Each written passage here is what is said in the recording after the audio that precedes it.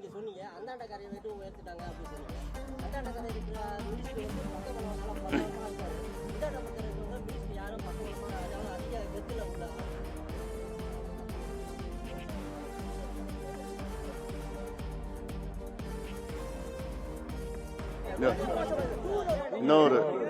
இன்னும் ஒரு 5 மாசம் பொறுத்துக்குங்க, நம்ம மினிஸ்டர் வருவாரு.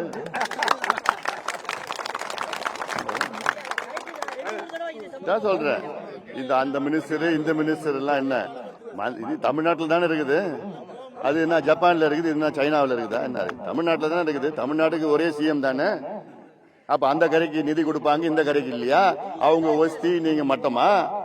அவங்க புண்ணியம் பண்ணிருக்காங்க, நீங்க பாவம் பண்ணிருக்கீங்களா? அதெல்லாம் நாங்கெல்லாம் அதெல்லாம் கிடையாது. நீங்க எல்லாம் உறுதியா இருந்தீங்கன்னா நடக்கும். நான் சொல்லது நீங்க செஞ்சீங்கன்னா நடக்கும். செய்யுங்க, பண்றேன். நான் இருக்கிறேன், நான் பாக்குறேன்.